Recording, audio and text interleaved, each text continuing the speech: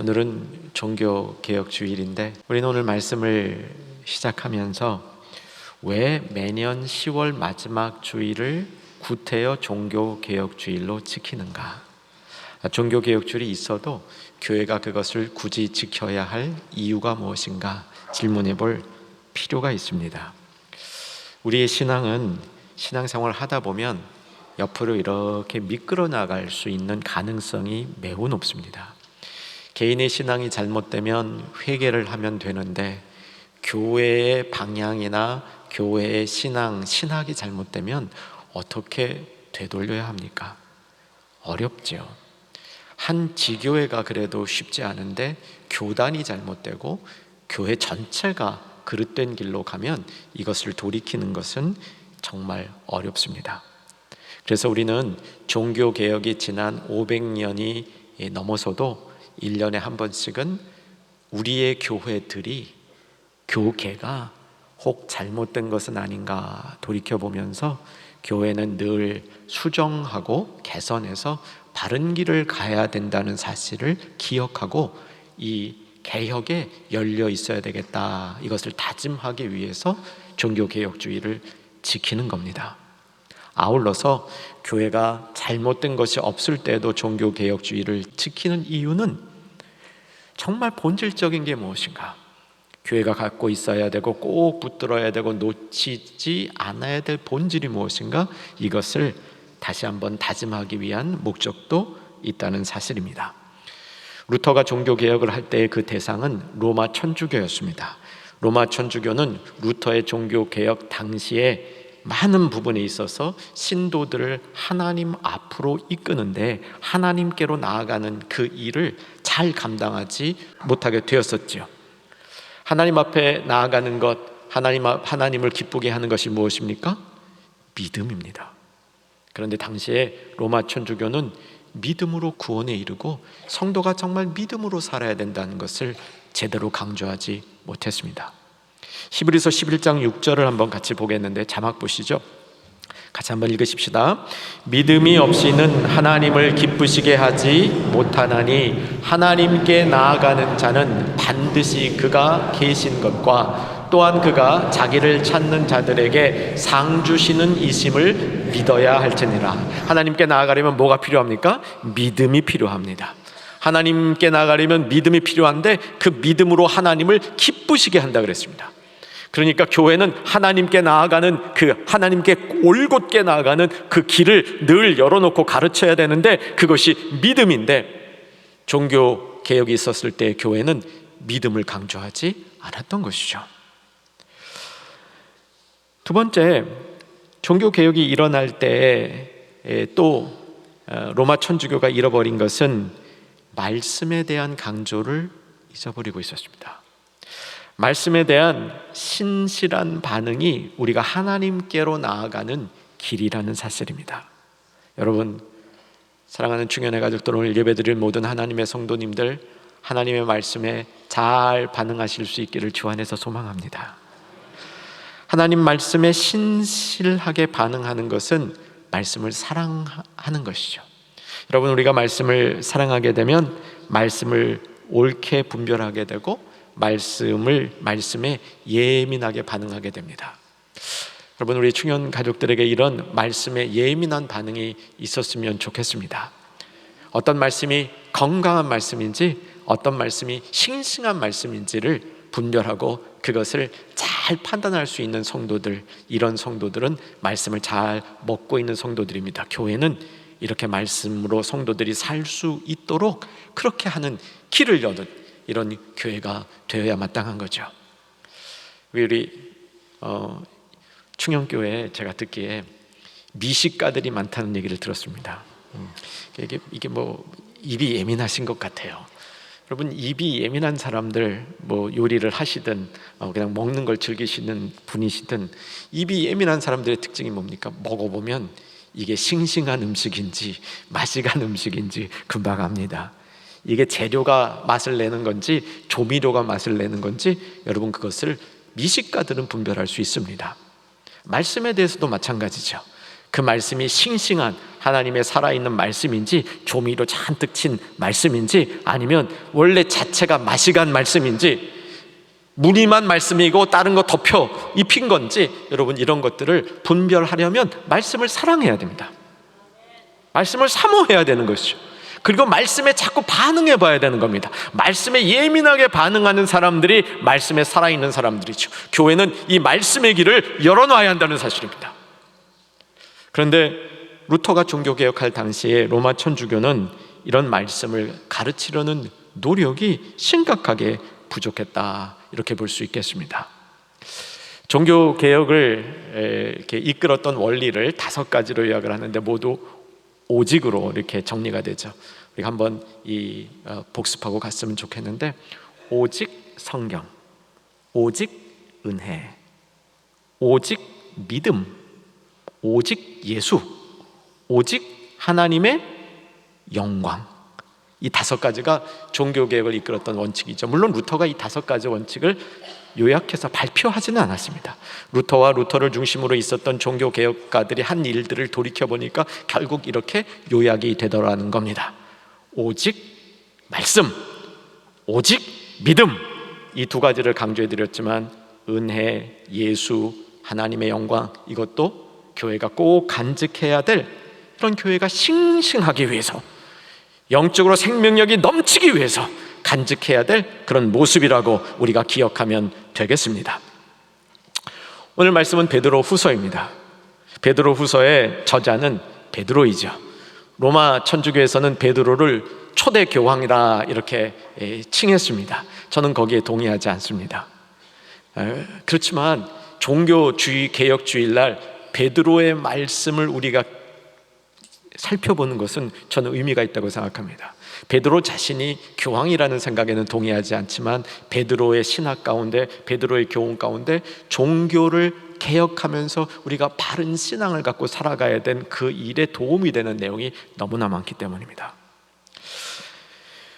왜 로마 천주교는 베드로를 교황이라고 할까요? 그 근거는 무엇일까요? 가이사라 빌립보에서 예수님이 12제자들에게 너희는 나를 누구라고 믿느냐 그랬을 때 12제자를 대표해서 베드로가 주는 그리스도시요 살아계신 하나님의 아들이니이다 고백했거든요. 베드로가. 예수님이 그 고백을 들으시면서 굉장히 기뻤습니다. 그래서 그 기쁨을 표현하시면서 이 반석 위에 내가 나의 교회를 세우겠다, 이 반석 위에 교회를 세우겠다, 이렇게 얘기한 거예요. 근데 이제 베드로라는 이 말이 반석이란 뜻은 아닙니다. 반석이랑 발음이 비슷해요. 그리고 의미는 반석이 아니라 조각돌이에요. 조각돌. 그래서 이 베드로를 그러면 지금은 조각돌이지만 반석이라고 여기셔갖고 예수님이 베드로를 반석이라고 그랬구나, 그렇게 생각을 해서 로마 천주교에서 베드로를 교황이라고 얘기한 거죠. 왜 잘못됐다 생각이 듭니다. 그때 예수님이 말한 반석은 예수님 자신입니다. 예수님 자신이 반석인 거죠. 만약에 예수님 자신이 반석이고 반석에 조약돌이 올려지는 모습이라면 고백을 통해서 조약돌이 반석에 올려지는 모습이다, 이렇게 볼 수 있겠죠. 그래서 반석을 많이 양보를 하면 신앙 고백이라고 볼 수도 있겠습니다. 그러나 베드로로 보는 것은 무리가 따르는 거죠. 하지만 베드로 자신은 정말 좋은 신앙을 갖고 있었습니다. 초대 교회를 이끌던 수장, 믿음의 수장다운 리더십도 있었고 패기도 있었고 위기 대처 능력도 있었습니다. 저는 베드로 사도가 설교도 굉장히 잘했다고 생각합니다. 저에게 만약에 인류 역사상 있었던 예수님이 하신 말씀 빼놓고 가장 훌륭한 설교가 뭐냐 그러면 저는 사도행전 2장 설교라고 얘기할 겁니다. 오순절 강림 사건 때 베드로가 했던 설교, 3,000명을 한 번에 회심시켰던 그 설교를 저는 아마 지구상에 있었던 가장 멋진 설교였다, 저는 개인적으로 그렇게 믿습니다. 그때 베드로가 구약을 사용해서 요엘서를 사용하고 시편을 사용하고 이런 걸 보면요, 정말 상상을 초월하는 영적 능력입니다. 이런 베드로가 직접 쓴 편지가 2편 남아 있습니다. 바울의 쓴 편지는 13편인데 베드로는 2편의 편지를 남겼습니다. 오늘 여러분하고 다룰 편지는 베드로 후서입니다. 이제 내일부터 통독을 하시는데 내일은 베드로 전서를 하루에 다 읽으시고요, 화요일날 베드로 후서를 하루에 다 읽으시는 겁니다. 이제 오늘 말씀을 잘 들으시면 화요일이 행복해지실 겁니다. 베드로 후서는 이 3장밖에 안 돼서 잘 읽을 수 있습니다. 그 다음에 이제 요한 1서를 읽으시게 되고, 그 다음에 이제 요한 1서를 이틀에 읽으시게 되는데, 저 같으면 요한 1서를 한 목에 다 읽고 다음날 한 번 더 읽을 것 같습니다. 어쨌든 성경의 짧은 책들은 앉은 자리에서 다 읽는 게 참 필요합니다. 이 베드로 후서는 특별히 이제 베드로의 사역이 어떤 것인지를 살펴보면 베드로 후서의 그림이 나옵니다. 베드로 사도는 바울과 좀 달라요. 바울은 교회를 개척하는데 은사를 받았습니다. 복음이 전달되지 않은 지역에 들어가서 복음을 뿌리고 교회를 세우는 일이 바울에게는 하나님이 특별히 주신 은사였습니다. 베드로는 좀 달랐습니다. 베드로는 이미 세워진 교회 전체를 하나로 묶는 통합적인 사역을 하는 전체 교회의 목회자였다, 이렇게 베드로를 이해해 보면 좋겠습니다. 그래서 베드로 편지를 보게 되면 교회의 구체적인 이슈를 다루기보다는 교회 전체의 성도들이 그 시대에 어떻게 살아가야 되는가를 보여주는 일반적인 신앙의 원리를 보여주고 있어서 우리에게도 도움이 됩니다. 또한 베드로 후서는 베드로의 유언적인 성격을 가지고 있습니다. 베드로 후서 1장 13절 피시고요, 계속 베드로 후서를 볼 겁니다. 1장 13절을 피시면 손가락에 힘을 주시고 빨리 찾으시면 좋겠습니다. 1장 13절, 자 같이 한번 읽겠습니다. 내가 이 장막에 있을 동안에 너희를 일깨워 생각나게 함이 옳은 줄로 여기노니. 내가 이 장막에 있을 때, 곧 장막을 벗어난다는 거예요. 장막은 육신, 생명을 얘기하니까 장막을 벗어난다는 것은 이제 주님 품에 간다는 걸 얘기하는 거죠. 그 전에 너희들을 일깨워 주겠다는 거예요. 일깨워, 기억나게 해주겠다는 겁니다. 정신 차리게 해주겠다는 겁니다. 필요한 교훈을 주겠다는 겁니다. 그게 베드로 후서의 내용인 것이죠. 우리는 지난주에 히브리서를 다루면서 의인은 믿음으로 말미암아 살리라, 그때 환경이 어땠다고요? 표류하기 딱 좋은 환경이었다는 겁니다. 그 시대가 믿음으로 사는 것이 쉽지 않은 시대였다는 것이죠. 그래서 그 상황을 놓고 히브리서 기자가 하박국 선지서를 인용하면서 의인은 믿음으로 말미암아 살리라, 이 땅의 의인들은 믿음 가지고 그 믿음을 보이면서 살아야 된다고 설명한 것이죠. 거의 같은 맥락입니다. 베드로 사도의 시기에도 이 편지를 받는 사람들은 믿음으로 사는 것이 쉽지 않았던 그런 환경에 있었습니다. 이런 환경 가운데 베드로가 주었던 교훈은 히브리서하고 조금 다릅니다. 이제 그 내용을 구체적으로 살펴볼 테인데, 먼저 그러면 베드로 후서가 쓰여질 때 성도들을 그들이 신앙생활을 제대로 못하도록 방해하는 요소가 무엇인지를 살펴보겠습니다. 고난이 아니었습니다. 핍박이 아니었습니다. 무슨 세속주의의 유혹, 이런 것도 좀 덜 있었습니다. 자, 이제 2장 3장에서 단어 3개를 찾을 겁니다. 펜 가지신 분들은 펜으로 이렇게 표시를 해도 좋을 것 같습니다. 2장 1절에 보면 거짓 교사 혹은 거짓 선지자, 뒤에 거짓 선생 이렇게 등장하는데 거기에 밑줄을 그어주시고요. 2장 7절에 가면 무법한 자들이란 표현이 나옵니다. 거기도 표시해 두시고요. 3장 3절에 가면 조롱하는 자들이라는 표현이 또 나옵니다. 거기도 표시해 주기 바랍니다. 자, 3종류의 사람이 있었죠. 거짓 교사, 무법한 자들, 조롱하는 자들. 이런 사람들이 일어나서 성도가 하나님께 나아가는 것, 하나님 앞에 바른 신앙생활을 하는 것을 뒤흔들고 있었으므로 이런 사람들을 조심하라는 겁니다. 이게 배경입니다. 3종류였습니다. 거짓 교사, 무법한 자들, 조롱하는 자들. 자, 거짓 교사가 누구냐면 이단을 가르치는 사람 맞습니다. 거짓말장이 교사인 척 하는데 나오는 것마다 거짓말을 하는 사람 맞습니다. 그런데 이것을 우리 시대에 적용해 보면 이단을 가르치는 사람에 국한해서는 안 되죠. 우리 시대 때는 뭐냐면 그럴싸한 논리를 가지고, 그런데 얼마나 그럴싸하냐면 세상이 그 논리를 다 받아들인 겁니다.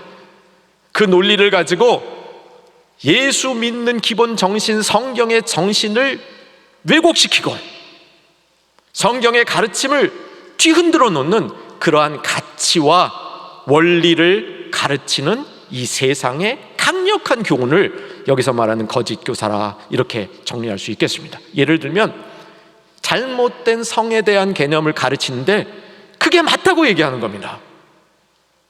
진화론을 얘기하는데 그게 맞다고 주장하는 겁니다. 그럴싸하죠. 그래 보입니다. 그런데 결국 그 뒤에 보게 되면 세속적인 삶을 사람들에게 부추기는 그런 결과를 갖고 오게 되는 거죠. 요즘에는 아주 진화라는 말이요, 발전 혹은 개선, 이것의 동의어로 쓰여요. 사랑하는 성도 여러분, 뭐 그렇다고 해서 죄 짓는 건 아니지만 가능하면 어제보다 오늘이 발전했습니다라고 얘기해야지 어제에서 오늘로 진화했습니다 이렇게 얘기하지 말았으면 좋겠습니다. 우리 믿는 사람들이라도 그 개선, 향상되는 거를 진화라고 말할 필요는 없잖아요. 그게 어쩐 진화적인 진화론에 근거한 일들이 점점 퍼져나가는 거죠. 이게 점점 대세가 되는 가치가 돼버리고 있는 겁니다.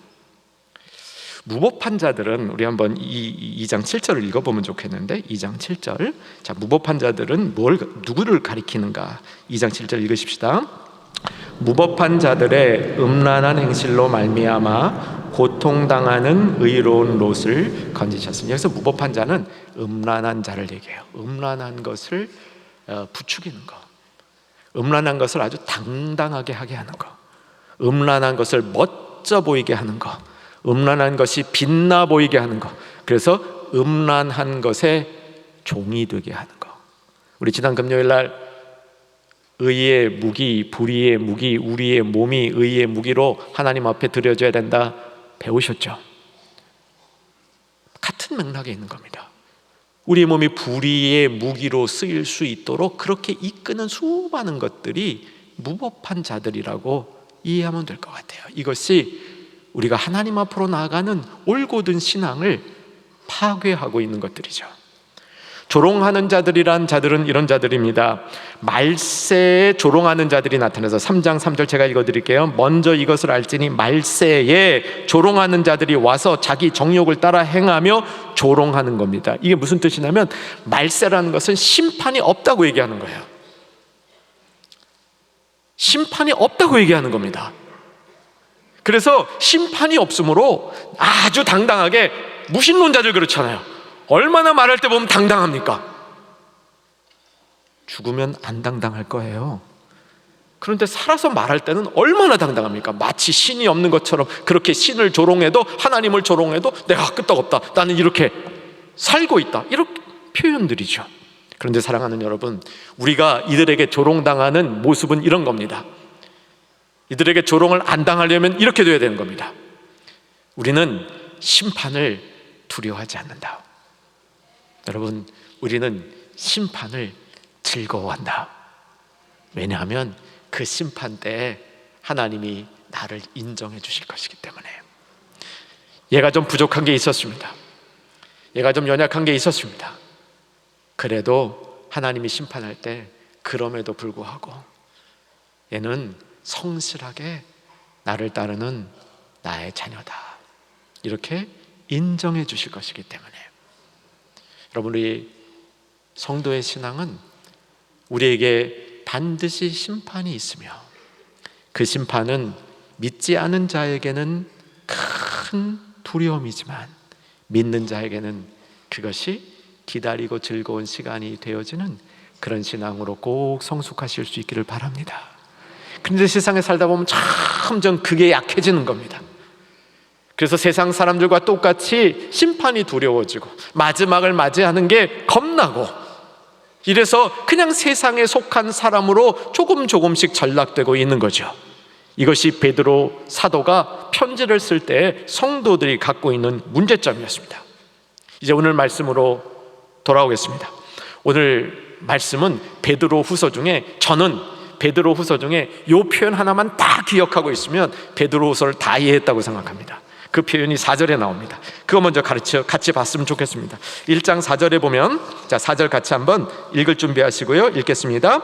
이로써 그 보배롭고 지극히 큰 약속을 우리에게 주사 이 약속으로 말미암아 너희가 정욕 때문에 세상에서 썩어질 것을 피하여 신성한 성품에 참여하는 자가 되게 하려 하셨느니라.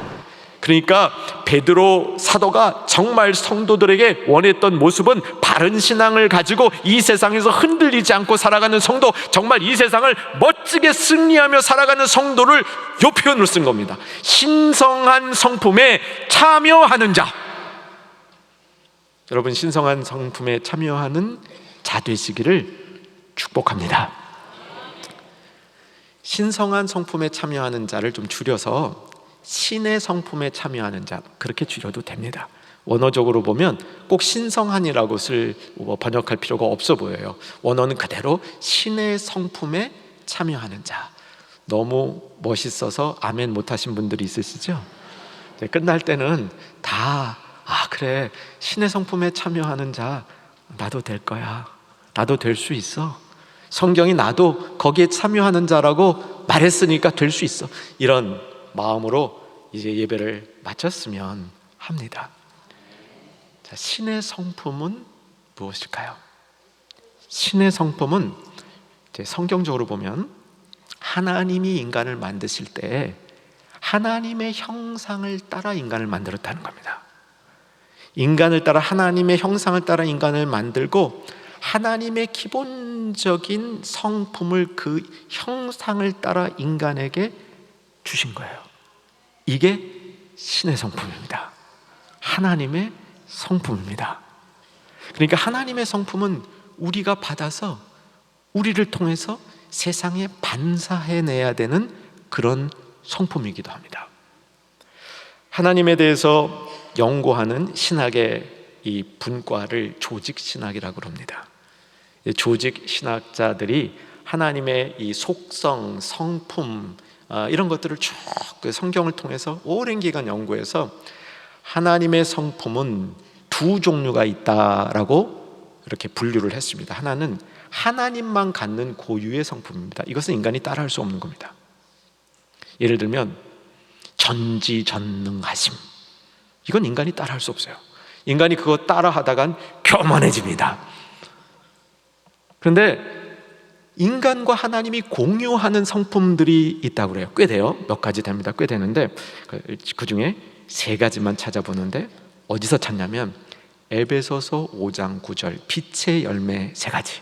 아시는 분들은 아시죠? 착함과 의로움과 진실함. 할렐루야. 자, 잠시 까먹었던 분 다 같이 한번 합시다. 시작. 착함과 의로움과 진실함. 이 착함은 선함이라고 그래야 됩니다. 똑같은 말이에요. 선함과 의로움과 진실함, 이것은 하나님의 성품입니다. 그래서 빛으로, 생명의 빛으로 우리에게 비추어질 때, 그 생명이 우리에게 비출 때 그 빛의 열매로 이 3가지가 나타난다고 얘기한 거예요. 에베소서 5장 9절 말씀. 그러니 하나님의 성품, 그럴 때 그래, 하나님의 성품은 착함, 의로움, 진실함, 이렇게 우리가 정리해두면 쉽게 일단 이해가 되죠. 사랑하는 여러분, 하나님의 성품이, 그런 성품들은 우리를 통해서 나타나는 거예요.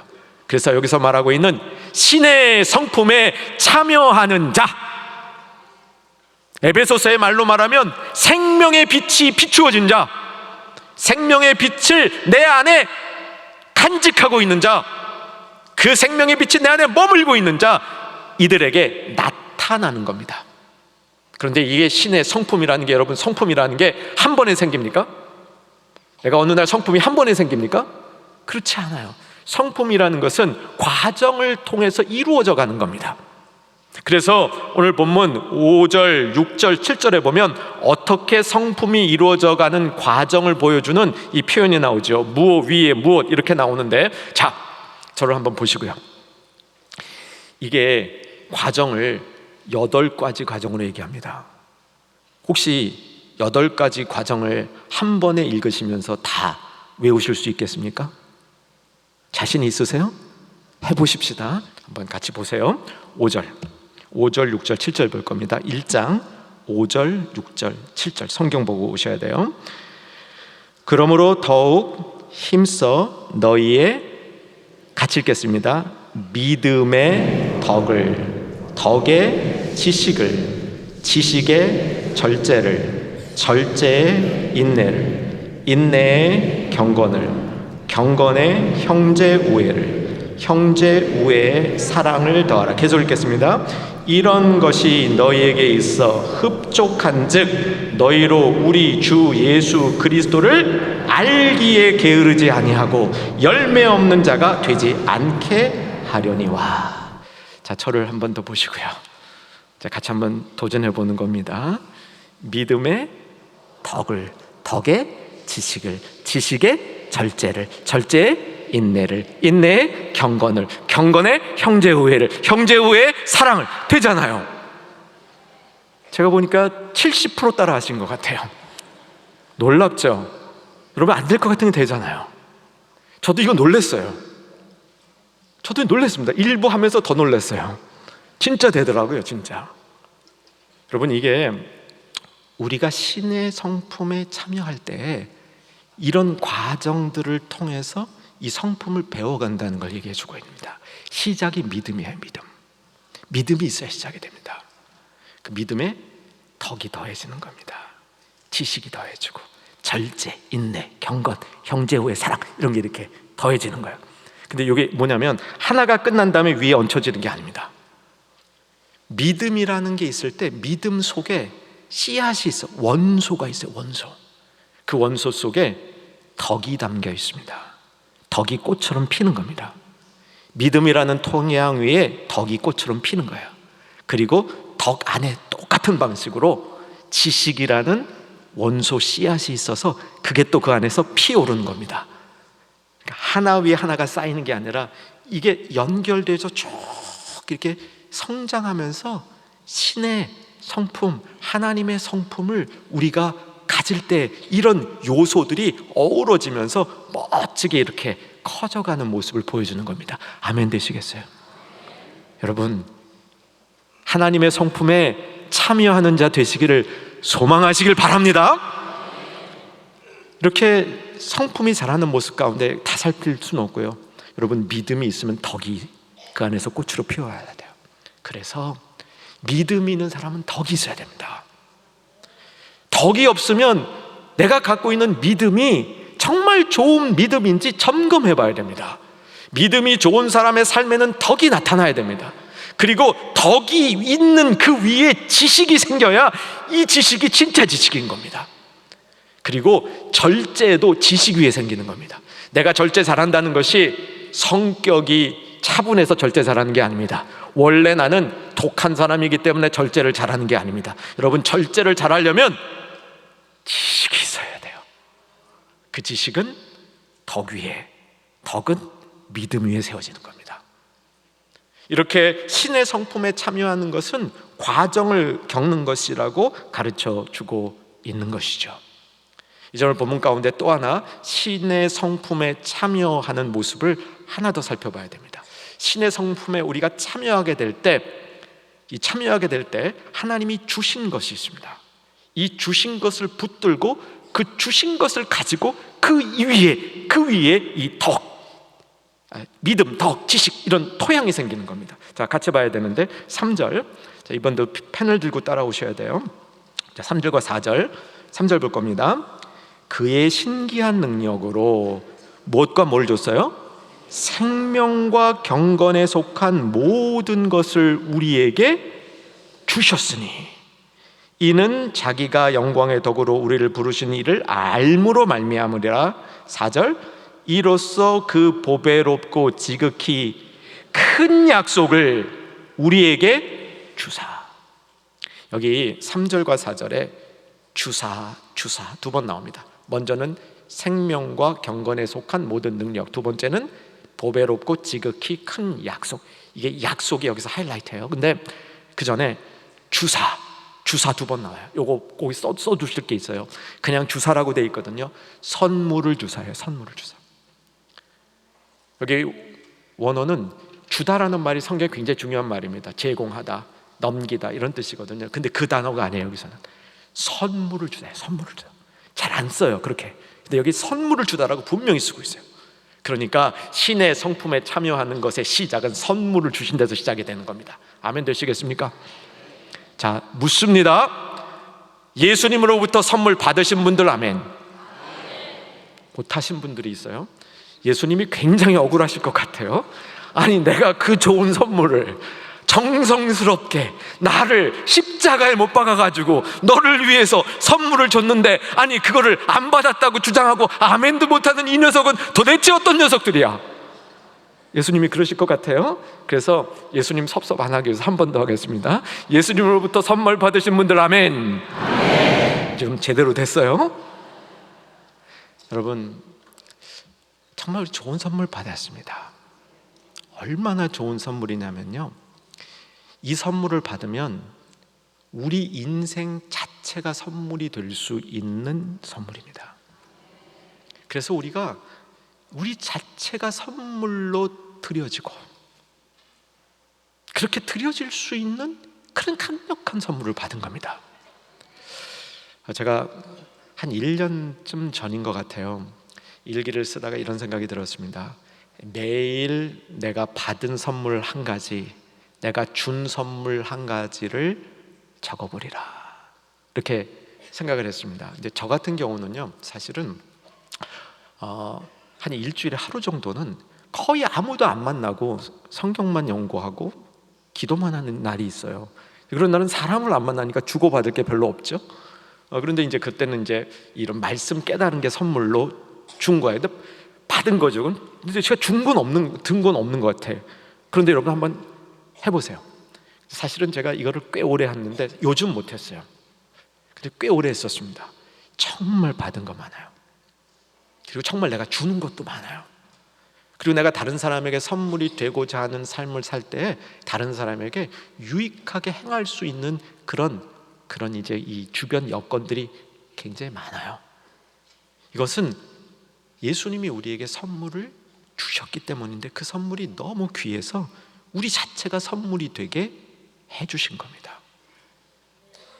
저는 우리의 영적 분별력도 우리가 선물 받는 이 능력 가운데 있다고 생각합니다. 예수님이 좋은 거를 선물로 주셨기 때문에 그거를 잘 받는 사람은 뭐가 좋은지 알아. 뭐가 좋은 건지 아는 겁니다. 진짜 좋은 게 뭔지를 아는 거예요. 그래서 그 가운데 우리의 영적 분별력도 생긴다는 사실입니다. 자, 이제 하나님이 주신 것, 선물로 주신 것, 생명과 경건에 속한 모든 것, 그리고 그것을 더 늘려서 뭐냐면 보배롭고 지극히 큰 약속, 이 약속으로 말미암아 너희가 신의 성품에 참여하는 자가 되었다, 이 얘기예요. 그러니까 신의 성품에 참여하는 자가 된 것은 큰 약속으로 말미암아 되었다고 얘기하는 겁니다. 이 약속을 선물로 받았기 때문에 신의 성품에 참여해서 그 씨앗을 가지고 우리 안에서 이렇게 믿음이 사랑으로 이르기까지 일어나는 과정을 쭉 겪으면서 그 하나님의 성품이 내 안에서 멋지게 자리 잡게 된다고 가르쳐 주는 겁니다. 시간이 다 되어서 제가 마지막으로 다루고자 하는 꼭지는 그냥 결론으로 맺겠습니다. 오늘 본문에서 또 하나 나오는 중요한 단어가 있는데 알므로 이렇게 나와요. 3절 보시면 3절 우리를 부르신 이를 알므로, 하나님을 알므로 이렇게 된 거예요. 8절에 보시면 그리스도를 알기에 게으르지 않고 열매를 맺게, 이게 신의 성품이 우리 안에 들어오면 아는 일에 게으르지 않는다는 거예요. 그러다 보니까 열매가 자꾸 맺혀진다는 거예요. 그러니까 신의 성품에 참여할 때 동반적으로 일어나는 현상이 하나님을 아는 지식이 늘어나고 하나님을 알고 싶어하는 사모함이 늘어나고 하나님을 아는 일에 게으르지 않는 겁니다. 그게 신의 성품에 내가 참여하고 있는가 아닌가를 짚어볼 수 있는 같이 움직이는 지표라는 겁니다.